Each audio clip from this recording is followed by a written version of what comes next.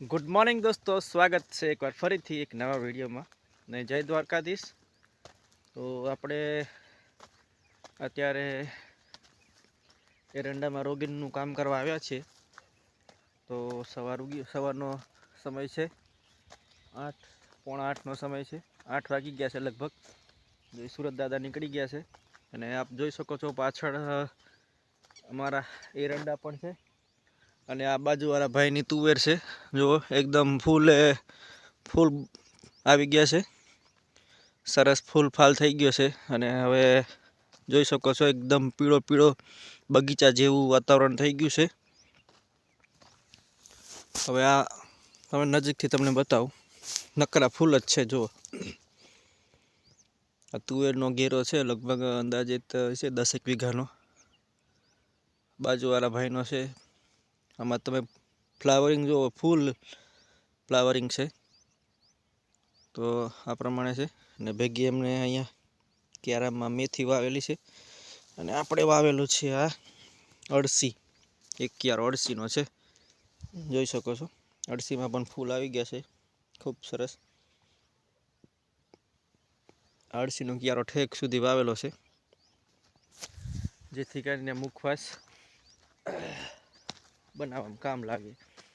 બીજું તો ઘઉં વવાઈ ગયા છે, તો હું જોવા ગયો તો પાણી વાળું કે નહીં. પહેલું બીજું એક પાણીએ દેખાઈ ગયા છે, વિડીયોમાં મેં શૂટ નથી કર્યું. જોઈ શકો છો પાવડો લઈને જ ફરતો હતો. કીધું એવું લાગે કે નહીં ઉગે એવું લાગતું હોય તો બીજું પાણી મૂકી દઈ. કાલે જોયું ને ત્યારે નહોતા ઉગ્યા અને આજે એક રાતમાં શું કહેવાય, પાછી જમીનનો ભેજ વળે ને એટલે બહાર આવી ગયા છે. કાલે અંકુરિત થયેલા જોવા મળતા હતા અંદર જમીનની અંદર. આજે લગભગ નીકળી ગયા છે ઝાઝા ખરા. અને અત્યારે આપણે ડેમવાળી વાડીએ છીએ એરંડામાં કામ કરવા માટે. અને સવારનું વાતાવરણ આ પ્રમાણે છે વાડીઓનું. તો ફોગી જેવું છે, ફોગ જેવું, મતલબ ધુમ્મસ ભર્યું વાતાવરણ છે. અને જો બાજુવાળા ભાઈની વાડી દેખાડું તમને, ટીસી. અને એમના ઘેરો છે, આ જીરું વાવેલું છે એમને. તો આ જીરું છે ને, ખૂબ સરસ જીરું છે. થોડોક અમુક ક્યારાઓ સામે જાય છે, પરંતુ બીજું તો 90% સારું છે. 2-3 ક્યારામાં એવું છે. તો આ પ્રમાણે જીરું છે ભાઈનું, ખૂબ સરસ છે. આપણે પણ આ એરંડા જે વાવેલા છે એમાં ગઈ સાલ જીરું હતું. ચેનલ પર વિડીયો ઉપલબ્ધ છે, જે તમે જેટલા પણ જૂના સબસ્ક્રાઈબરો છે જોયું હશે જીરુંનો વિડીયો. અને વિડીયો પણ આપણો ખાસ ઘણો વાયરલ થયેલો.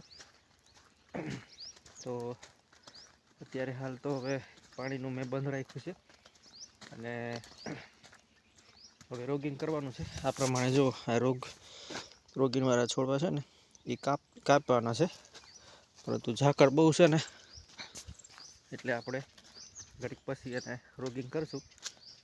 તો અત્યારે થોડુંક ઠંડી બહુ છે, તો તાપી લઈએ. તો આપણા ફેમિલી મેમ્બર જુઓ ધૂણો કરીને બેઠા છે. તો આ રહ્યા આપણા પ્રિન્સભાઈ તાપણી કરીને બેઠા છે. જુઓ પ્રિન્સભાઈ,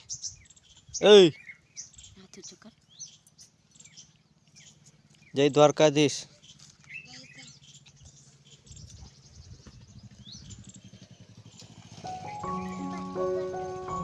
તો આ પ્રમાણે આ વડલો મોટો હતો, આપણે કાપી નાખેલો છે. અને આ એરંડા ને નાની ઓયડી છે. વરસાદ ટાણે આ બાવર પડી ગયો છે, તો હવે ડેમનું પાણી અહીં સુધી ભરાઈ જતું હોય છે. કેનાલ છોડી છે એટલે ઘટી ગયું છે, આ ખાડો ભરેલો જ હોય.